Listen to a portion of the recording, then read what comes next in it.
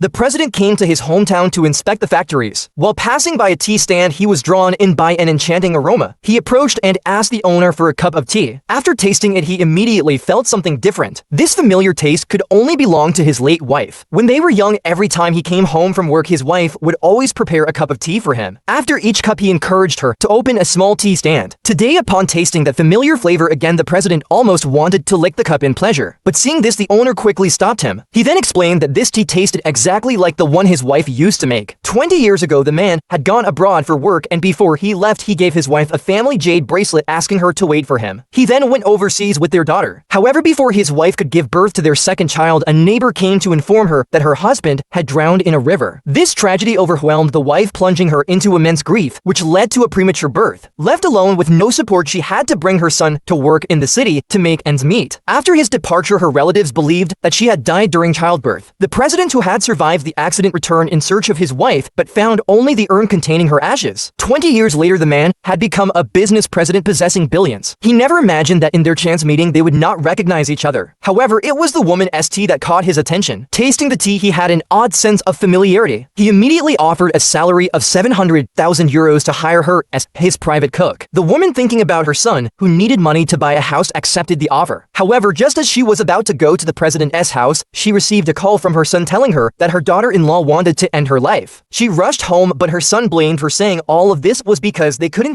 afford a house. At that moment, the daughter-in-law also began causing a scene. Taking advantage of the confusion, the son stole the money that had been set aside for his father's and sister's funerals. The mother told him not to touch that money, promising she would give him more later, but he didn't listen. Worse, he took her phone and transferred money to his own account. Once the money was transferred, he kicked her out of the house. As she walked down the street, the president happened to pass by and saw her. Noticing she seemed upset, he called out to ask what was wrong. The woman told him everything that had just happened. After hearing her story, the president immediately instructed his assistant to advance part of her salary. Grateful, she then went to buy a tomb. In the cemetery, she spotted a tomb she liked and decided to buy it. But at that moment, her son and daughter-in-law arrived to buy a tomb for the daughter-in-law's grandmother. They immediately chose the same tomb and demanded that the mother leave it. The mother refused, but her son pushed her to the ground. He then asked the seller to pay by card, but the mother refused and grabbed the seller's arm to prevent the transaction. Seeing this, the son and daughter-in-law dragged her away and took the tomb. Once they had what they wanted, they left, leaving the mother alone and distressed. At that moment, the president arrived at the cemetery to pay his respects at his wife's grave. His assistant spotted the woman and informed him. The president, upon seeing her, immediately approached to inquire about the situation. After learning that the tomb she wanted to buy had been taken from her, he instructed his assistant to reserve a spot for her in a luxury cemetery. Then he asked for the name of the person she wanted to bury. When she spoke the name, the president was stunned to discover that it was his own.